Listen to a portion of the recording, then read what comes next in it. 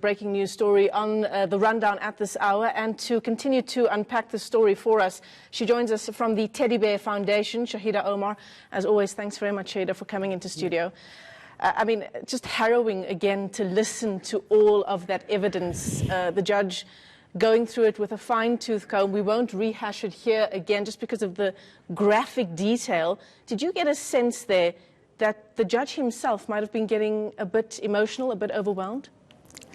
Indeed, I think just reenacting the story in itself was as impactful, and I think, yeah, it was just soul-destroying. It was so sad and painful, just thinking what a 7-year-old might have gone through.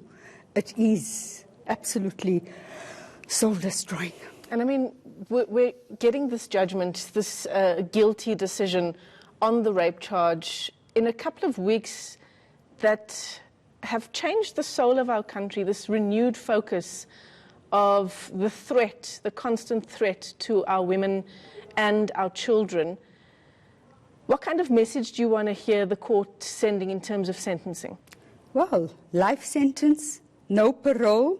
Yeah. I think that should be short, sharp, and it needs to set a precedent for all potential offenders, sexual predators, ensuring that we can stop the scourge of sexual violence committed against our marginalized population groups, women and children. Children who are helpless, powerless, defenseless, who require implicit protection from society, from law enforcement, from every one of us, are subjected to the scourge of violence. And I mean, for me, what was so interesting in just the judge reading out that judgment, he goes through the detail around Nicholas Ninow's version of events that he tried to put forward, that he was already in the bathroom when this little girl came into the bathroom. He refused to testify in his own defense. What do you make of that?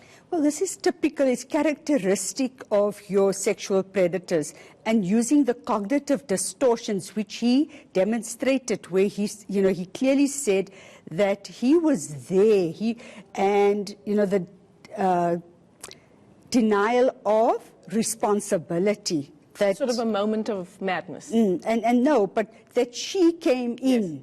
And it was almost a kind of a very subtle shift of responsibility on a 7-year-old, when we know that if we just look at the power dynamic, the psychological power there, and if you're looking at an adult and a 7-year-old. So using this, which is very characteristic, is a modus operandi of perpetrators, your pedophiles, your sexual predators out there. There's always either denial of awareness, so awareness here as well, using substances before. So, the substance abuse, that of course he was disinhibited, justifying the rationalization. Often there's a lot of rationalization, and that is, as I said, very typical and characteristic of your sexual predators and pedophiles. But the mere fact that he also rearranged his seating to be in full view, so the easy access and availability is also something which falls into the modus operandi of pedophiles. It's been a year now since this horrific incident happened to this little girl. She is now 8 years old, as we know. What is her journey looking like ahead, Shaheda? How does she move on? How does a family help her to do that? Sure. This is a tough call. It's not an easy journey. But I think her family have done all they should be doing, and they've been very supportive to continue that support, the non-judgmental, the acceptance, the embracing, and just holding her, containing her through this journey. What her journey looks like moving on, we cannot tell. It's unpredictable. It's a non-entity. I was on Power FM talking to Sitle, and she was sharing her journey, where she said, all the therapy actually did not help her. So if you ask me what can we expect, all I can say is that at this point in time, that she gets all the support, all the love, unconditional love, and whatever can be provided to contain her and to ensure that she continues to remain safe moving on.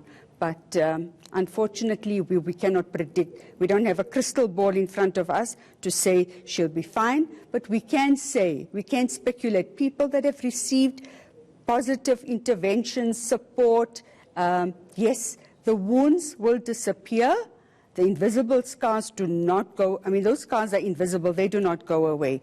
But provided support, a victim can learn to cope, you know, the coping skills of dealing with different crises, which can trigger these feelings once again. So it's all about coping mechanisms and coping skills in ensuring that they can continue their life forward. Yeah, absolutely. And I think the one line that the judge read out in his judgment was, this is to quote him, the impairment of her bodily integrity.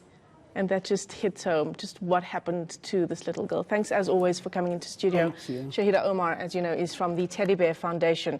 As we continue to unpack this story, it is our breaking news story at this hour. Just moments ago, Judge Poppy Mosopa finding Nicholas Ninow guilty of rape, of drug possession, and of defeating the ends of justice.